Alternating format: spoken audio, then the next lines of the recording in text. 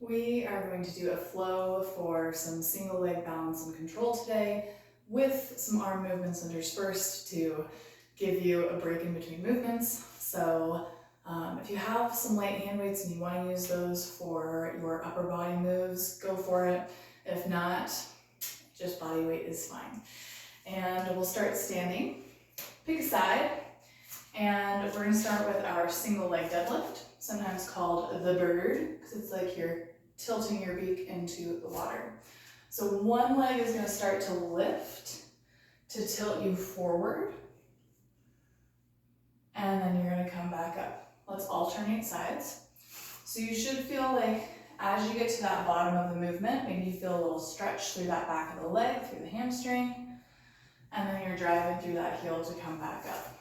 Really, again, thinking that the movement is driven by the back leg lifting. So you're never moving your torso. Your torso is always being propelled by the lifting leg. And you're welcome to have that back leg pointed or flexed, whatever feels more comfortable to you.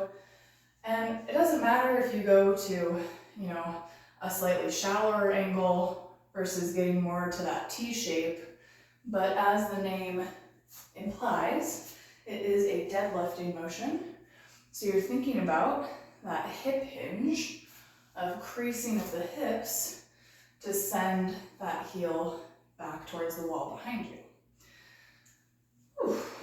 And if you're like me and are really impressed that you haven't fallen on your face yet, let's do one more on each side. And if at any point you want to use a weight for this, I like to use it in my hand on the same side as the leg that's moving, or just one in the center will also do just fine. All right, from here we're going to go into our arm movement. A little bit of that butt back, that hip hinge. We're going to start with a reverse fly, palms facing each other. Inhale as you draw your shoulder blades together, small pause at the top, and exhale as you come back down. So you're really thinking about shoulder blades kind of hugging in towards the spine, towards that racer back if you have on a sports bra or a tank top. And then it's like, again, welcome to use weights here if you'd like, but if you're not, really thinking about pushing up through a fluid that might be a little bit more viscous than air.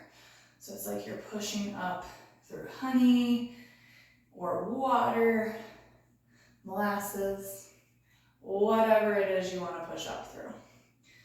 Yeah, feeling those back extensors work as well to keep you in this nice hinged position. We'll go one more here. And then we're going to take that into a curtsy lunge. So from the front, you're going to be crossing your midline with one leg, putting that knee kind of on the outside of your standing ankle, and then coming back up. Again, I'm going to alternate here.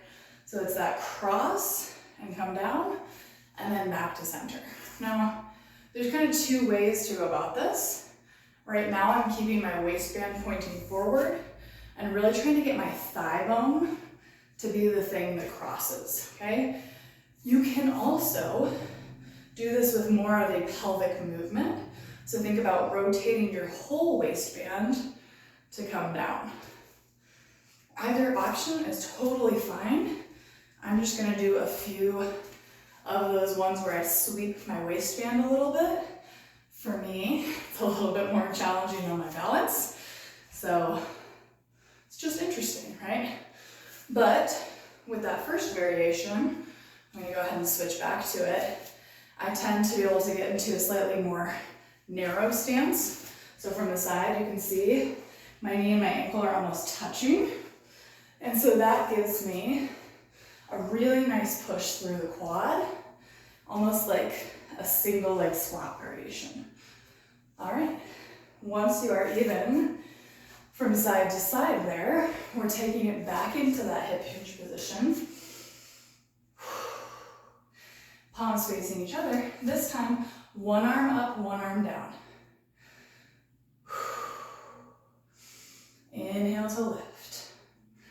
And so now your shoulder blades are actually going in opposition of one another.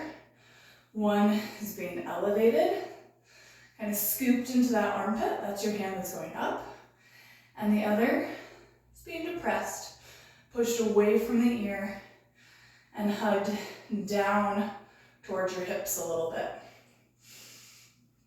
Same idea as our first set of flies, really strong through the arms as though you are pushing in through that really thick liquid. And having that minor pause at the top to really feel that active shoulder blade and tricep on that back arm that's reaching.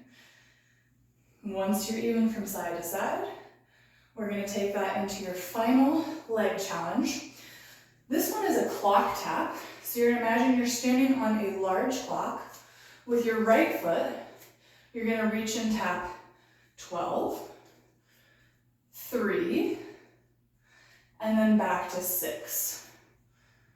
And then with the left leg, you're going to reach and tap 12, 9, and then back to 6. And so you'll notice that standing leg, let's continue alternating sides. The standing leg is obviously your main attraction here. And so you're really thinking the radius of your clock is going to be dictated by how low you can get in that standing leg.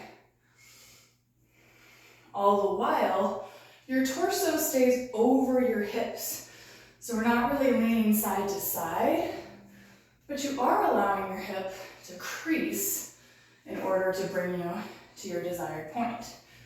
Now, as always, you are in charge of the difficulty.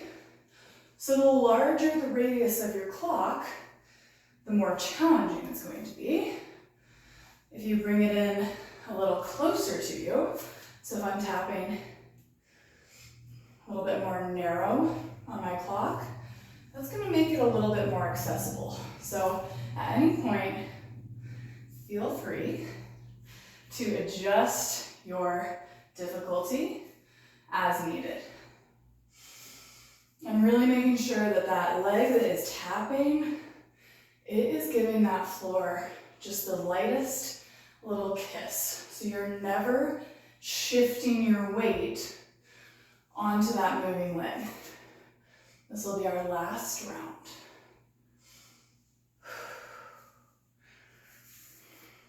Good, really working into that standing leg. Hopefully you feel a little bit of the foot ankle working here, in addition to glutes, hamstrings, quads, all those good large leg muscles. All right, last thing for the arms, we're gonna do some nice arm circles. So finding that slight hinge at the hips, palms facing one another. We're gonna take it into your reverse fly. Pull the shoulder blades together. Reach up overhead, palms are still facing one another. And down to the center. Inhale as you reach into your fly. Exhale all the way up and down. Finding that nice lift. Scooping the thumbs up to the ceiling to complete your circle. We're going to do 2 more in this direction. At the top of the circle, really reaching those thumbs up towards the sky. And then here comes the reverse. Again, lead with your thumbs. As you pull into that fly, shoulder blades hug. And down, palms face one another. Let's do 3 more in this direction. Last 2. And final circle here. Excellent. All right. That was your flow for some single leg balance and control with some arms interspersed. If that felt like you were feeling good and you want to repeat it, feel free to go back and repeat the whole flow again. If you're like me and it's really hot here, go get some water and enjoy.